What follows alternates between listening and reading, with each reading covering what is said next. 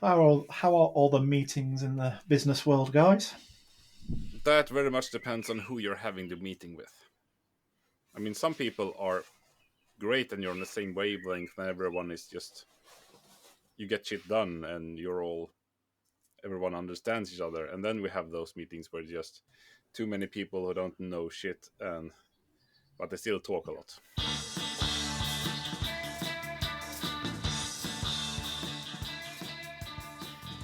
Do you ever glaze over in a meeting and miss the entire conversation? Because I know I would. Oh, That has every never ever happened. Yeah. never, no. I it's it's funny that that happened to me today. I was having meetings all day from you enter into the office until you have to run to kindergarten. It's meetings after meetings. So I had my lunch in a meeting. And then, of course, someone asked me a question. And I've zoned out way before that. And I was just doing something else. I was writing an email. And then, isn't that right, Howard? What's your opinion on that? And I need to reply something here. And then, of course, before I like try to summon my bullshit generator answer machine, then someone else like jumped in with like a line, just I think this and that was enough to make me, oh yeah, well, we're here in the discussion. And that person actually had a good point, so all I had to say, yeah, he kind of answered my input there, so good, let's do that and move on. A meeting guardian angel. Yeah, Nice. yeah. Nice. So he's getting flowers tomorrow. He's probably not going to understand why he got flowers on his door, but he saved the day. Yeah, I couldn't do it. There's no way. Yeah. I mean, and nowadays, since the pandemic, more or less all meetings are online. So you just sit behind a computer screen, and then if there's a boring meeting, then you do something else because you always have shit to do. So Right. But yeah, I mean, listen with I a mean, half ear. Then it's like I'm listening to the worst podcast ever. yeah. But But I get paid for it, so it's fine. that's the crucial thing, and it got me thinking though. When you're in your office, then you might be hooked up to the Ethernet, but at us we're just as well just hooked up to the Wi-Fi. That makes doesn't it make all the participants in the meeting on the same wavelength? Huh? Oh, I just had to get that one off my chest. But yeah, it's Yeah. I'm not I don't understand. I'm not a meetings guy, but for some reason I get invited to all of them. And of course today it's yep, we should do that, and I can do this, and I can do that. And I was fully aware that, yeah, that's not happening today because there is no chance in hell that I'll have available time to do that. And of course, I tell myself, all right, I'll take in half an hour after work just to summarize everything. But then, of course, you have to put the kids to bed, and then it's dinner, and then it's soccer practice, and here we are. Yeah. So, do you get invited to every meeting because of your expertise and you needed in these meetings, or do you bring an element of fun or something like that to the meeting? He's the Could you company be a little mascot. bit, yeah? Could you be a little bit more monotone during the meeting or something to put them off you, or just come up with really crap answers? I don't know. I'm trying to help you it's out here. I mean, it's difficult because I've seen. I know it's not because I'm fun, because that is shining through in every meeting. I guess that he's not enjoying being here. But I realized that being in that state of mind, and also basically, I don't care enough to just bullshit around. So of course I can't care less. So it's like I'm just, yeah, I really don't want to be here. So I'm just gonna say what I think. And then if I step on someone's toes, like not literally, but I mean like in a corporate way, that I'm not being politically correct or phrasing it in a corporate way, then I just blurb it out, and people seem to like that you're actually saying things as they are, and that seems like it just keeps get you invited to meetings because they want to know what you think because you There you go, really then. don't care. So Yeah. You're your own worst enemy. exactly, I'm digging my own grave. Yeah, and give them I'm some very of good the at old it. Haavard bullshit. Yeah. I mean, it kind of depends, I think, on what kind of person it is, because I had one project manager who kind of stopped inviting me to meetings, and he didn't really go after me because I just said what's on my mind. And I mean, ever since I started working, I never lie because I can't remember what I've said. I just tell the truth all the time because it's easier. And he didn't really like that I was truthful because his games and schemes didn't really work when I said how it was. Yeah. So you can not have to deal with the worst kind of people, at least. Yeah. I have that same politics, and I also have that towards the clients. That I mean, I'm not going to sugarcoat anything on behalf of my organization because they are paying us to do a job, and I am paid to do a job and also keep the client happy. And I think that, I mean, in the field that I'm working, the people are jumping amongst companies and so on, and one day you can have a colleague, the next day he can be sitting on the client side of the table because he switched role or whatever. And if you're going to play that corporate game, nobody wants to talk to you in any other sense. I mean, if they've been on your side of the table and they realize that, and then they're suddenly on the client side. So Yeah. my approach is I'm going to be honest with the client, and we're going to try to do the best, and I'm going to keep them involved and ask, all right, but what do you want? What is your expectations? And I'll try to meet them. I'm not going to promise you something I'm don't know if I can deliver on, but I'm sure as hell within the means that I have, I'm going to try. And they seem to like that. I might not deliver on it, but if they like, I mean, at least he's honest and he's trying. That is more than we don't want the guy who's lying and also not delivering. so yeah, I've been digging my own grave there, and the client seems to be happy. And then of course, my employer is also happy because the client is happy. So then they keep like sending me to meetings. So yep, it's an evil circle I need to break somehow. Yeah. You need to plan more meetings with yourself, so you're busy in the calendar. Yeah, I have been thinking about that.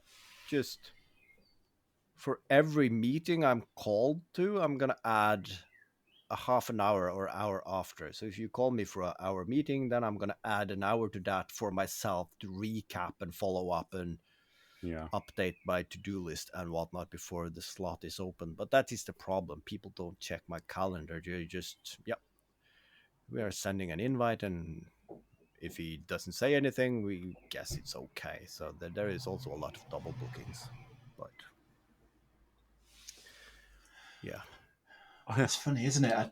We started out the main episode talking about plant jizz and have ended up here in the half pint. Where do we go from here? I mean, it was you who proclaimed like that's going to be the Office episode. So I here wasn't we are. complaining.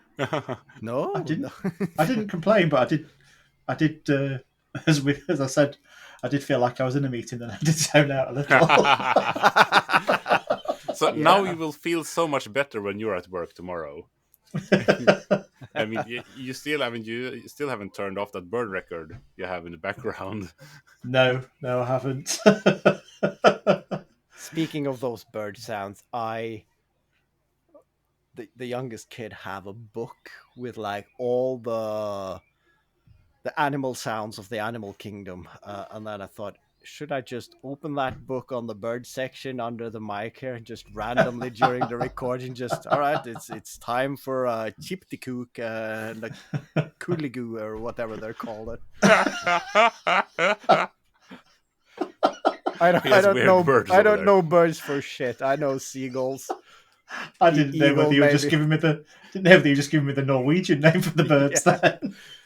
I mean, it might be. I don't Yeah. know. It's words. I recognised the blue tip that my cat was murdering this morning while I was having my cup of coffee. That's nice entertainment. Yeah. Did it feel like a Roman emperor at the games? He seems happy enough. Yeah, he didn't look at me for the thumbs up or thumbs down at the end.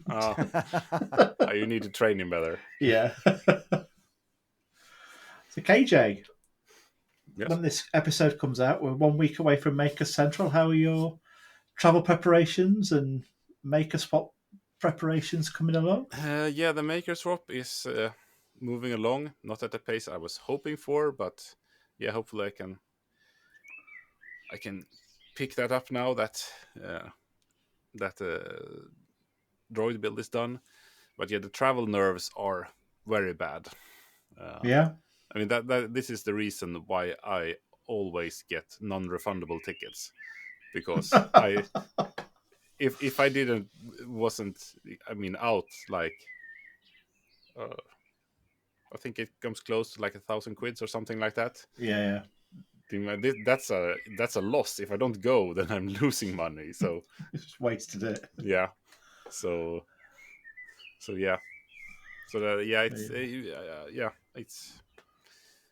I'm not looking forward to the traveling part. I'm looking forward to being there, to seeing you and seeing everyone and going to but getting on planes and going on time, and that's not good. Yeah. Is there any anxiety about coming here to Lincolnshire and stopping with us for the night? No, that's the least. No? That's the Good. least anxiety I have for the entire trip. Maybe I haven't realized how it can be, but yeah. I don't think there's anything to be worried about. We're very much looking forward to having you here. I'm sure it'll be fine. yeah. Let's hope that. Let's hope that. I think your biggest worry is you might not fit in the bed we've given you, but apart from that, that's it. Yeah, well, I'm used to that. I'm foldable. Yeah. In at least one place. In one of the early episodes, I think we joked about you being a foldable ruler, didn't we? Yes.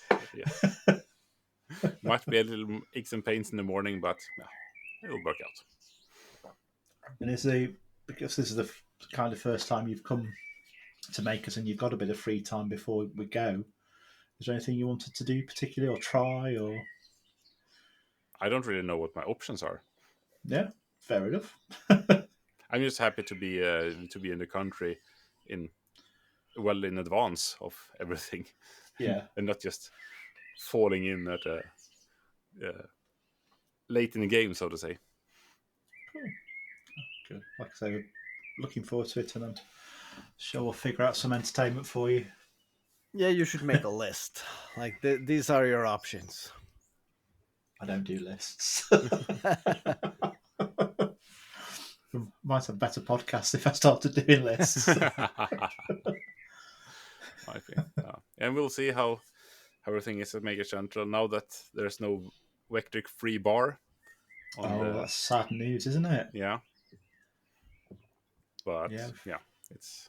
Now I don't have FOMO at all. I mean, that was great. I thought you were going to think that was great news. I mean, what's the point of going down? I mean, I have been following the Maker Central WhatsApp group where everybody's talking, and then of course a lot of the not old timers, but the people who has been to all the events since it started. It's like, yep, they started off by raffling off CNC and whatnot, and then of course they are like less and less and less, and of course, yeah, they're using some money and getting some big names in to stand on the stage for 5 minutes. But it seems like the people are fading towards like, yeah, we're basically just going there now to meet. And then of course there's been some talk about, yeah, but you're just going here to meet. Then are there other places that we could meet that also have beer, but other things that's more interesting? So yeah. Yeah. I've been saying that in the first day that you really just need a nice hotel in a nice place, and yeah, we're going here for the weekend, and then having something to do, like being like 10 people and going to the hardware store. That would be fun enough, I think. I'll put that on the list. Yeah, because it feels like Maker Central is dying slowly. So we'll see if they're going to be a Maker Central next year. Maybe not. So better go this year. Yeah, it became commercial, didn't it, for the first time last year? Yeah. It was a company running it for the first time, and it will be interesting to see whether it goes and whether it will continue. Yeah. And the question is, if there isn't a Maker Central next year, how many makers will show up at the Hilton bar anyway? Just for old time's sake. Yeah, it's a tricky one. Birmingham's never normally on my destination place to go. No. I mean, I've been there. I've been there once, and I feel that I've seen it. So Been there, done that. I mean, you've seen the city as well. I haven't Yeah. seen that. I just seen the airport, the Hilton bar, and parts of the NEC. I've never seen the city either. I mean, it's one main street and Marks and Spencer and the other shops, and yeah, it's a quick ordeal. Oh, there's a Marks and Spencer's. I'd like to get me wife lunch from there. Oh dear. But I'm not feeling that I'm missing out of Maker Central. But yeah, visiting your place, Glenn, is of course sad, missing out on that, and it got me thinking that as a compensating measure, then should we arrange for a meetup at KJ's place somewhere over the summer into the autumn before the snow kicks in, but well, it's still pleasurable to be outside. So I think that would be a really nice idea. Actually, I'm not planning. I don't think I'll be going to Skaperfestivalen this year, so to have a meetup, or do a weekend in Sweden would be nice. Definitely. You're welcome. Also, I mean, you could fly to Norway and we could take the train together and be sloshed by the time we get there. Oh no, 5 hours train drunken Glenn. You know what? That sounds like a fantastic idea. Oh god. A couple of bottles of duty free off the plane. Yeah. Oh dear, yeah, I like that idea. You call And of course, entering we were Sweden. thrown off the train. Yeah. We don't know where we are. Come pick us up. End up in Denmark. Or get to Stockholm and the customs ask, "Do you have anything to declare?" Not anymore. I need to pee real bad. Everything to declare. There you go. Yeah.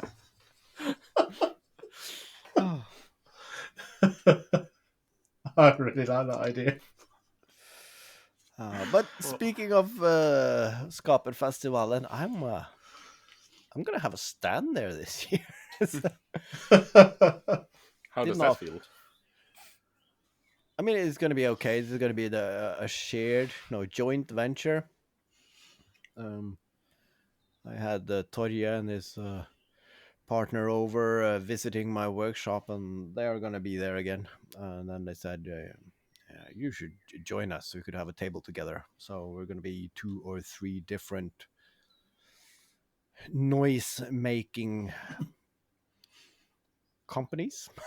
That's it, yeah. So we're gonna be there competing with the plinkety plonkety machine guy. So I'm guessing we're gonna win this year. By sheer numbers. Yeah. Might The turn French out he's guy a decent guy. Turns out he was hilarious. Yeah. It'd be good if the French guy joined you with the cool saxophone. Yeah. Yeah, he's gonna be Yeah. there as well. So Yeah. Just start a band. Yeah, of course. I need to have a fully operated hell quarter and the kazoo amplifier because, of course, you need to run that saxophone through that just for the hell of it. And You could just imagine if they were all in a recording studio together and the audio technician says, just nudges his mate and says, well, just mute that microphone there. we did. It is sad. It's so many years ago, and I'm not going to mention names, but I did help in being the sound technicians at the review one year, and of course there was a lot of like cabaret numbers with song and so on, and of course you did mic up a few of the songbirds, and then of course so we did not have enough mics for everyone, so someone had to stand close to another. And of course we were strategic in who we gave a mic to and not, and one or two persons we did mic up because we know that they would get really hurt if we didn't mic them up, but we never turned them on. So I mean, yeah, they were turned on at their end, but then the signal never made it into the mixer. So yeah, Fantastic. that's showbiz for you. So one thing we didn't mention, Haavard, is you had a birthday last week. Did you get any cool presents? I was kind of hoping didn't mention that. Yeah, Were you 45 this time? Feels like it. Not quite there. A couple of years left. 43. So yeah, here we are. I got a gift card for the hardware store. That's nice. Always nice. And then I got the gift card for massage at the massage institute. Nice. So that's nice. And then everyone was away on my birthday, and that was the gift in itself. So we're gonna have a birthday party. I'm gonna share the day with my oldest daughter in 1.5 weeks. Then we're gonna have like a family gathering. So there's gonna be some more gifts there, I've been told. So we can have a recap then. But no, I had a birthday and I spent it going to my favorite bakery. I have to take the night train for 8 hours to get there, plus a 2 hours drive. So it's on the way to my mother's cabin. So I brought the kids there and spent a few nights and then went back again. So yeah, that was really nice. That's a real gift, getting to just hang around with the kids, not doing anything and being away from the workshop. That being said, though, my mother at the cabin, she have one of those chainsaws on a stick for pruning whatnot, and she has broken that one. So of course on the train back I had a suitcase and a plastic bag containing some chainsaw parts because the drive sprocket and the chain and the blade, I see some. I mean, I've heard about a guillotine before, but have you ever heard about a chainsaw guillotine? So, yeah, I have parts for another project. So yeah, it's a win-win. You get to go It's been away. a while since we heard about the guillotine. I forgot about that. Yeah, You still got the knife in your drawer? No, it's in my workshop. It's up on the wall as a deterrent or a reminder, as I call it. No, it's not on the top of the list, but I really want to do it. But I want it to be a proper woodworking build. I want that to be a good, nice guillotine. Can you say that about the guillotine? Yeah. It sounds a bit, yeah. I think it's essential for a nice, quick, clean death, isn't it? That a craftsman made the guillotine. Yeah. Yeah. I mean, if I ever, I can envision it being traumatic that someone drags you off somewhere and just pins you down, and when they lock you in, at some point you have to realize I can't wiggle myself out of this, and you're seconds away from that blade. And of course I'm guessing it's painless, like shoop. But I mean, if you could, lying there and in the last final seconds when you're realizing that there's nowhere out, and you probably get a bit calmer, and then if there is some lovely dove joints and some proper oak, then I mean it would make it better. Yeah, not really a good situation, but it would make it better, wouldn't it? You probably really appreciate it being really nicely sanded as well, wouldn't you? You wouldn't want splinters in your wrists and stuff. No. Maybe a distraction is good. Maybe. Then of course you could strike up a conversation with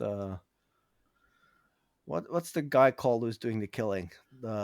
executioner. Is that Yeah. And then Yeah. what oil do you use on this wood so you don't have blood stains? Because blood on wood, of course, that is a pain in the ass to get out. Or do you sand it in between? Or how often do you need to service it?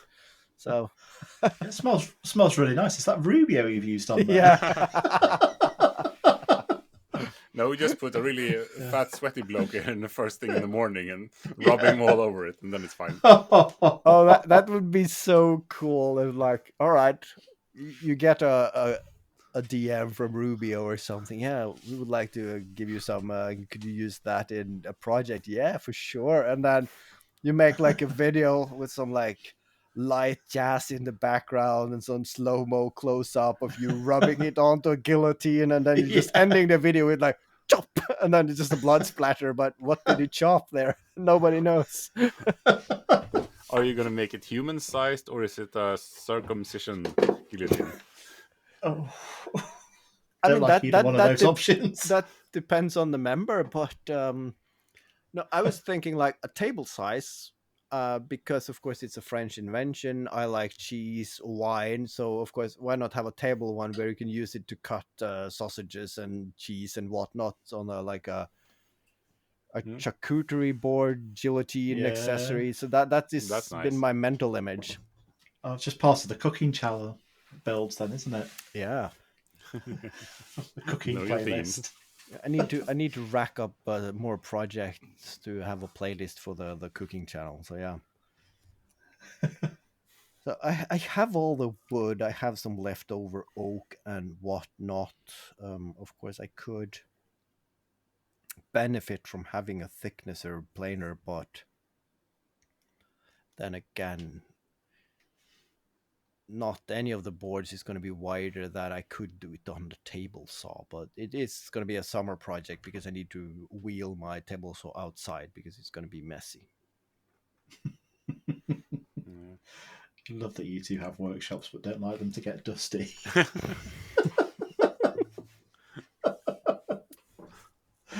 That's what they're for. Partly, I mean, like Colin first, I have carpet in mine. It's not nice to clean sawdust from that. And I mean, we both do some electronics works and that sort of thing as well. And then you don't want it to be too. Yeah, I could just have to hoover up more often. That's all.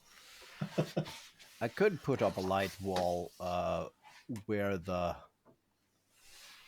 bar is today, but of course you need a window to it to see out into the rest of the workshop. But it seems like a lot of work for yeah. Just make the dust outside. You're fine. I mean, it does look a bit mythbustery to put up like a polycarbonate wall. So what are you going to do outside of that chamber? It's actually when you go into an old person's house and they've got shelves full of ornaments and stuff, and they've got they're a little bit less active in life, and you can see the dust accumulating around all those ornaments. Yeah, that is a little bit like Haavard's workshop, isn't it? You couldn't have that dust because you've got so much stuff in there. It'd be a nightmare to clean around. Yeah, that's definitely. Yeah, but that's part of the problem for me. Right. That's the thing, though. I remember when I was a kid, and it was a nightmare because, of course, together with my parents, we made a list of chores and like, okay, if you do this, then you get your weekly allowance and whatnot. And dusting is the most boring thing. Yeah, it's just as boring as sanding, and it's kind of weird how those two are correlated. I mean, if you do sanding inside in your living room, you're gonna do a lot of dusting. I know. Yeah. But what I've realized, it's not a problem in my workshop as long as you have a compressor or a magic machine. Yeah. And I mean, why do we go around with these fluffy duster thingies and a bucket or anything in our living room? I mean, we do have doors and windows. Why don't you open them in just 10 minutes with the magic machine? And of course, you can also get rid of all that floating paper around that the kids I mean, yeah. they're into their drawing and scissor and cutting and taping phase. I mean, just blow it outside and set fire to it. So, yeah. When you're talking about boring jobs like dusting and sanding, you've got some boring work when it comes to the decking. There's nothing more bloody boring than building a deck. Cut the board, put the screws in, cut the board, put the screws in. 420 screws later, you're done. But that It's as is, dull as. well, it's a bit meditative, and of course the pain in the ass is making the framework underneath, because it needs to be level, and you have to do this, and you have to be smart about it, and then once that is done, putting the decking on the deck, so to speak, that's relatively quick. But then again, I like my drill, so Yeah. I'm looking forward to hear your report on that when you built it. yeah. Yeah, I mean, it's gonna be a period after where you really hate it, but it's like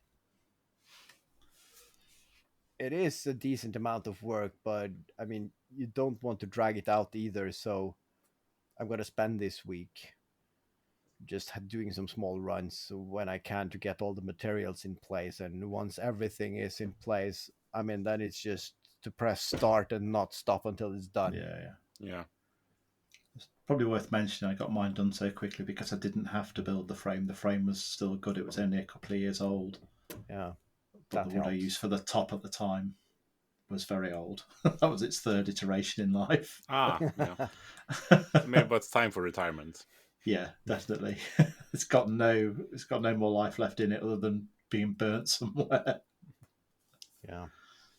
That's a good thing though. I called the garage today, and all the parts has now arrived, so the car is scheduled for tomorrow, and they hope they could do it in a day.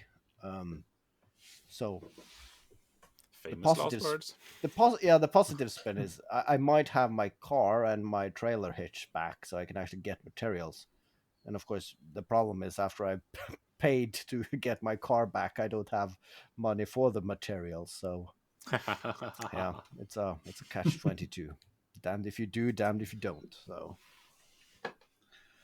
Yeah, we're looking at this time next year for the lathe then as well. yeah, I thought about that today, and I was going to ask, do you have? And I mean, you're self-employed, so you might not apply this to yourself, but in Norway, if you are an employee at a company, then during the year they actually deduct more from your pay than you need to pay in taxes. And then, of course, when you come to basically both the December months where you have Christmas, but also in summer when you're having holiday, they pay out extra. It's called holiday money. Okay. So of course in Norway, when come Christmas time, your paycheck is a bit larger than normal, and the same in summertime. So when your summer allowance come, you have a bit more spending, and that of course all the companies know that. So of course the decking companies and so on, they're having sale on everything, because now people have money to spend and time to do stuff, because it's vacation time. And I know how much my holiday allowance is going to be, and I was like, yep, I take that, and that is roughly about equal what I'm going to spend on the car this year. So they're going to equal themselves out. So yeah, when the lathe is happening, I'm not sure. Are you still as keen on the lathe? Is it still top of your list? It's definitely on the top of the list, but of course the laser has been a runner-up again. I mean, that is just because if I had a laser, I could cut the acrylic for the May 4th project. But I mean, I do know several people with lasers, so buying a expensive laser and finding room for that just for that one project is basically. I mean, a lathe I want, not only because I have several projects I want to make, but that is a skill I want to learn. So I mean, getting a laser, that's not a skill. I mean, I know how to 3D print, and I know how to send things to a printer. So yes, of course, there are things to learn about the laser, but yeah, I'd really like a milling machine. But Which I don't know, one? for milling metal. Yeah. Like a big Bridgeport or something like that. I'd love a big Bridgeport. But no. See, Colin Furze has got a smaller version on a tabletop version on his desk, hasn't he, in his workshop at home? Maybe. Yeah. Yeah. I'd really quite like one of those. I'm not sure what I'd use it for, but I really fancy one. I know what I would use it for, and I want one because, of course, having a lathe, you can make axles, but to make the axle attached to anything, you need to like notch a keyway or something in it. So then, of course, yeah, you need that as well. So I have been looking at the combination ones, but for the table, but they're basically not good at any of the jobs. So yeah. But then again, do you want it CNC controlled? Is that it, or do you just want the manual? I'd actually quite like a manual one. Yeah, computer controlling things is really not my forte. It would be fun to watch, but yeah.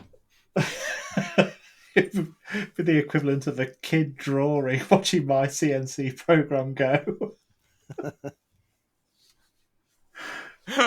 I'm see, after like trying for a couple of days, you just put it in neutral and just drive it around yourself with the hands, and just having it hold the router in place instead, because I'm sick and tired of this. Now it's just at the correct depth all the time. It's not a bad plan. Everything is 5 millimeters deep, because that is what the programmers get stuck at. So that is what it is now. Yeah. He just shims stuff up and down. Yeah. If it can't be done in 5 millimeter increments, I'm not doing it.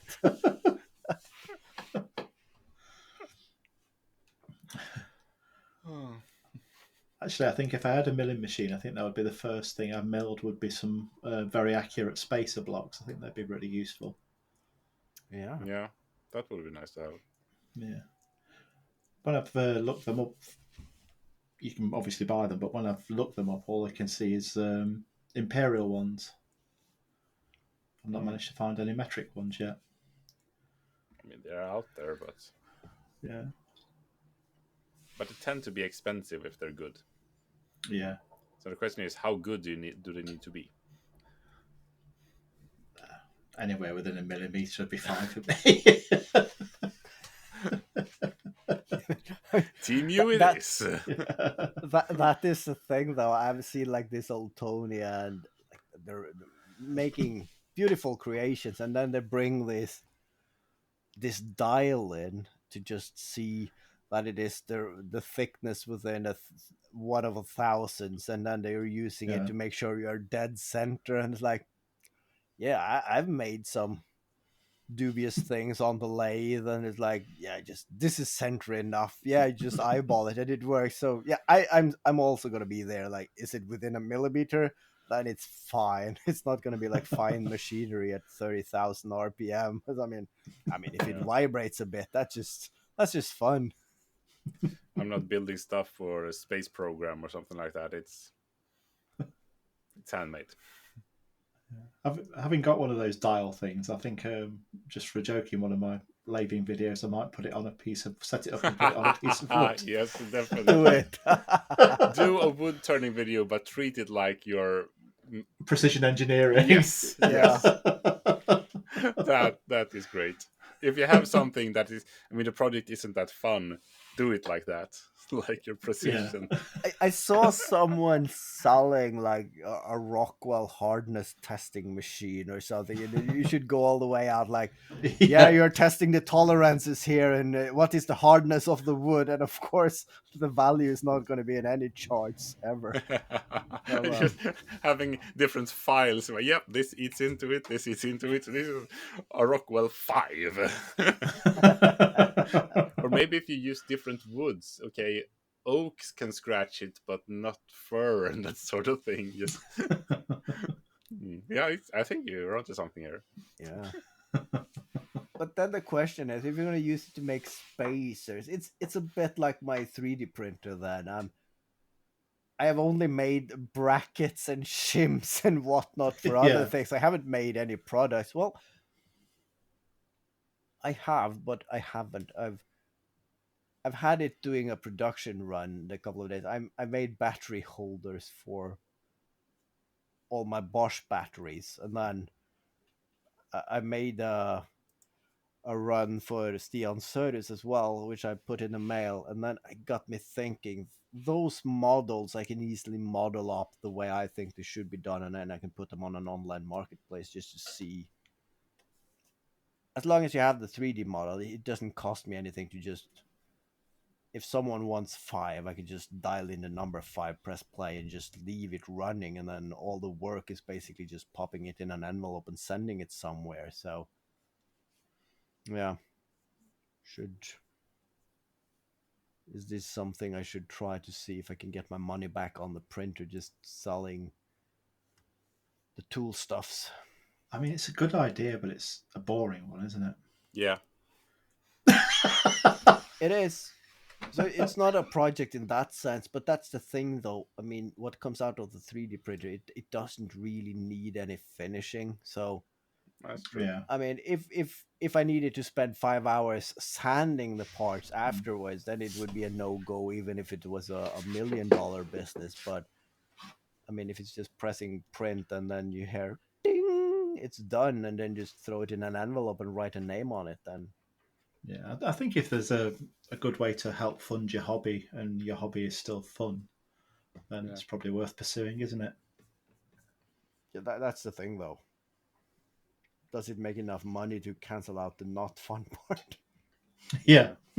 But I mean, it's good to have the 3D printer running from now and again, so it doesn't clog up and the filaments go bad and that sort of thing. So Yeah, and I mean, the cost of the filament is relatively cheap, actually, and then if it's just sitting there, that's idling time. And I know that people have print farms with this printer going for like 24 hours a day for years at end, so it's not like it's not capable of just doing production run while I'm doing something else. I just need to find something that people are willing to pay for.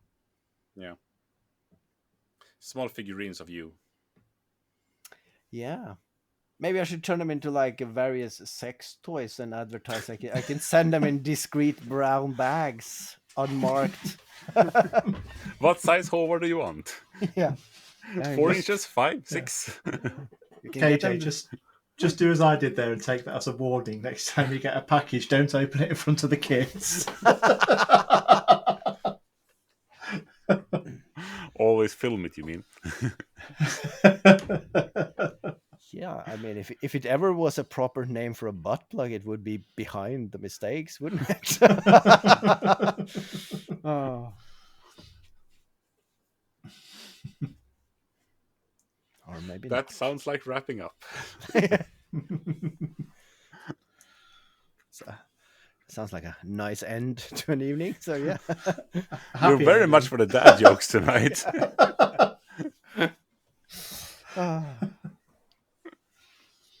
Yeah, we might just as well end it here. I'm also doing the edit, so don't need to overdo it.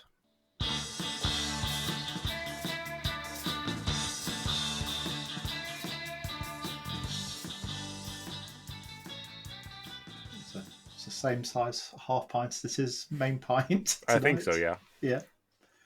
Is it? I noted down 46 minutes is the time marker to look for when I'm gonna cut the edit in half.